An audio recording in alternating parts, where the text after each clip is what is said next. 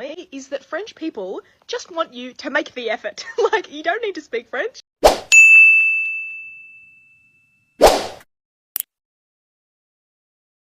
Bonjour everyone and welcome back to our channel. Today we're embarking on a fascinating journey into the heart of France, exploring a topic that might resonate with many of you. In case you're wondering, the clip at the start of this video is part of a mystery. You will get to understand it once you reach at the end of this video, so stick around until the breakdown. For some, it's a question of financial resources and connections, while for others, it's the color of their skin that colors their experiences. But fear not, because today we're unraveling the mystery and shedding light on a unique perspective. Join us as we dive into the stories of those who had unexpected encounters while navigating the streets of France. And guess what? We're not just stopping there. Stick around because we've got some incredible reaction videos lined up that will add layers to this narrative that you won't want to miss.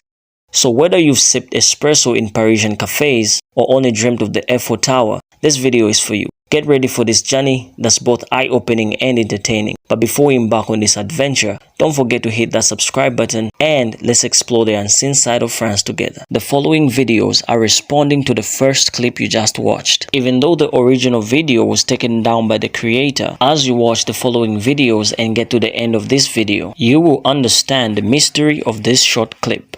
Now buckle up as we explore different perspectives about France. Let's go.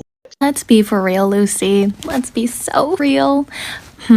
I wonder why that lady was treated differently and had a negative experience compared to you in France. I wonder, why did they treat her differently and you better? But for real, it's pretty apparent that France has a reputation for being not only and like really just mean to foreigners, but especially xenophobic. I've been to France, not Paris, but the French Riviera, and I had my fair share of experiences with French people, especially like servers, who were rude to me. Not only did I think it was because I was there traveling solo, and so they didn't like that I was taking up, a table at a restaurant that could be seating more people, but because I appear the way that I do. And even though I have an American accent, that is not apparent when you look at my face. You can't tell that I'm American. And even if I try to speak the little bit of French that I learned while I was there, and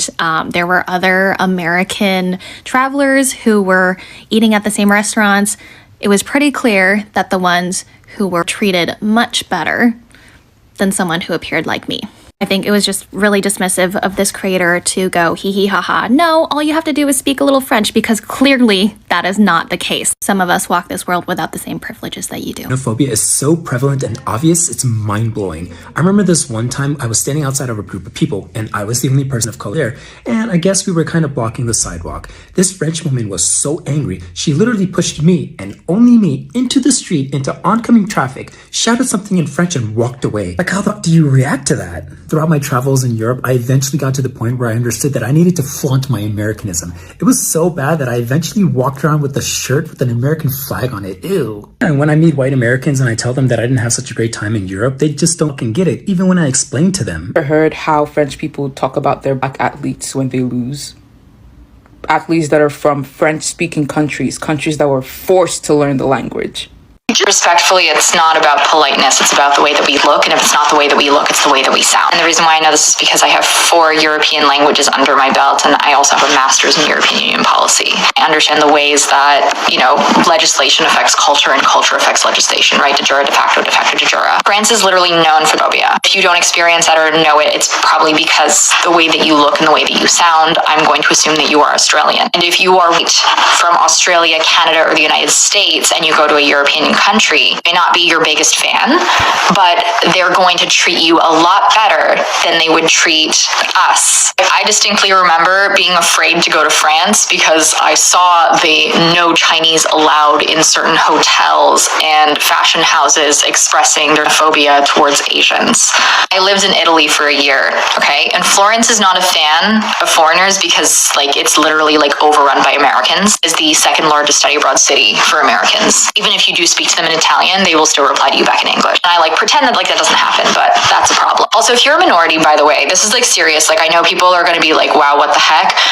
Emphasize your American accent when you are in Europe. They will not treat you much better, but they will still treat you a little bit better because they're more phobic, but they understand that like a lot of Americans and Canadians and Australians frequent Europe. So they will treat you like second tier to like Americans, Australians, and Canadians. It's serious. But no, it's absolutely not about politeness. Even within the European Union themselves, there's always been a lot of infighting. The reason why the European Union was even created was because France and Germany would not stop fighting with each other. And a lot of it is intercultural, even linguistic differences that result in the way that people judge like who you are and where you're from. You, for example, speak German, but you speak it with a different accent depending on the certain region you're in. I've heard stories of people getting beaten up in Germany, like West Germany, because they spoke German with a French accent. Yeah, Europeans do speak English. There's also the amazing Erasmus program by which a lot of European students tend to like go to different European Union cities and such, and you know, like there is a mixing there. But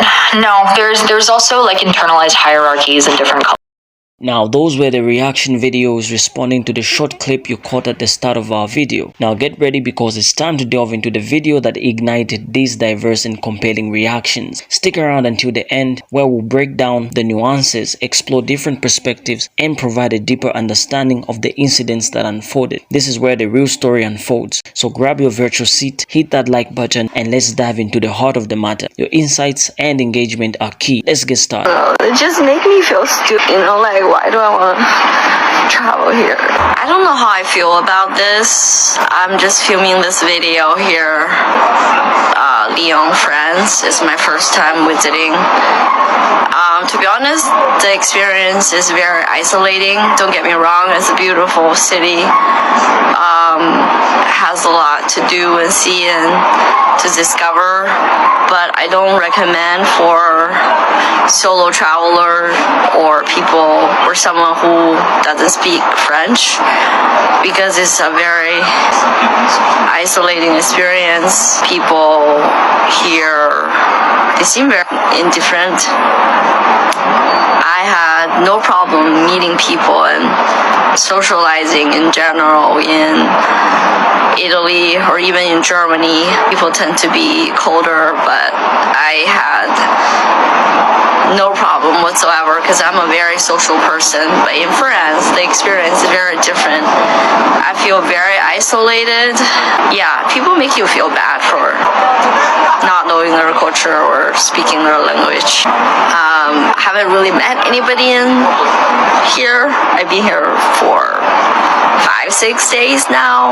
Almost feels a bit for coming here, spending money. I even bought a French hat. You know, I'm here to learn, to explore. But the experience is just, I don't know. I don't really like it.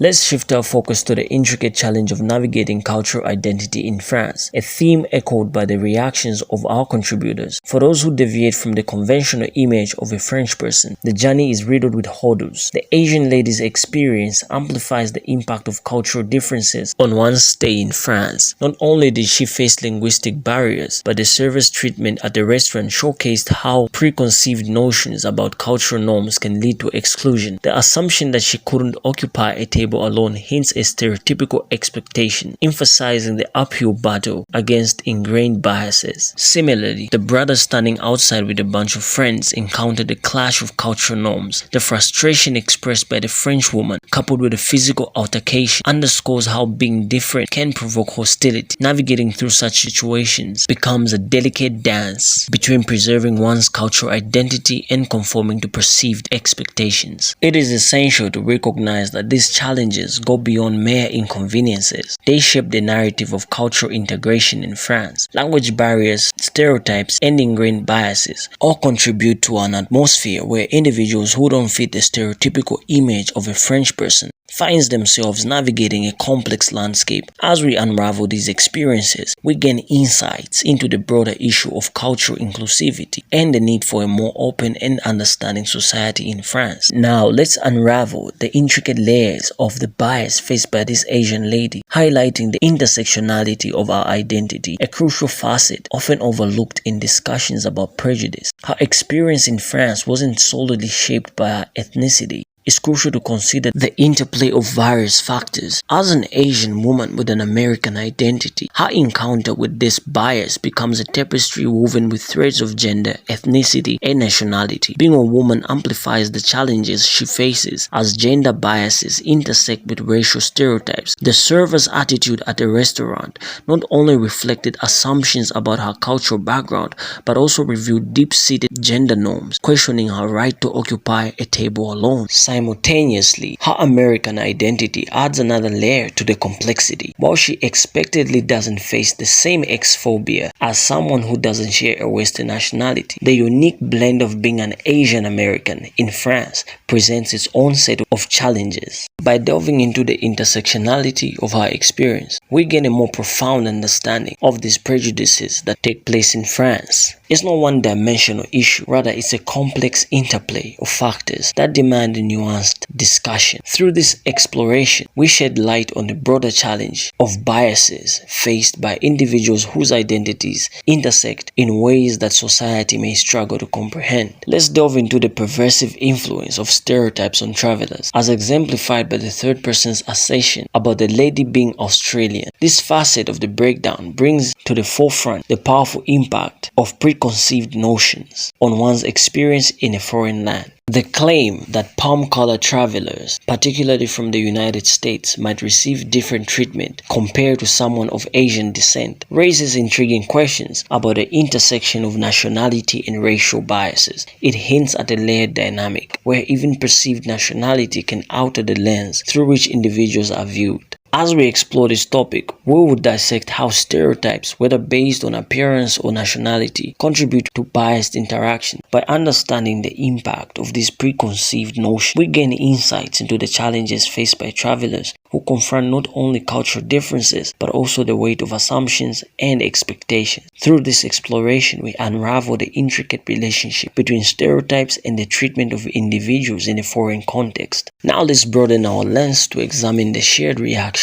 in the context of wider issues of prejudices within Europe. The incidents recounted by the individuals serves as windows into the larger conversation about cultural awareness, bias, and the treatment of foreigners. If you're finding this breakdown insightful and interesting, smash that subscribe button and turn on the notification bell to stay updated with our content. Now let's dive into a crucial aspect of the reactions, microaggressions and artificism faced by travelers in public spaces. The Asian lady's encounter at a restaurant and the brother's experience outside the bar shed light on the often subtle yet impactful forms of discrimination. In the restaurant scenario, the Asian lady, despite having an American accent, faced unwarranted hostility from servers. They criticized her for taking a table alone, insinuating that it could have accommodated more people. She faced the indignity of being treated poorly at a restaurant, where servers displayed clear biases based on her appearance and choice of sitting. Similarly, the brother standing outside encountered a disturbing incident, being pushed on the sidewalk. These may seem like isolated incidents, but let's dissect how such seemingly minor encounters contribute to a larger unsettling narrative of artificism and xphobia. These public spaces should ideally be natural grounds for everyone. By examining these microaggressions, we aim to unravel the layers of bias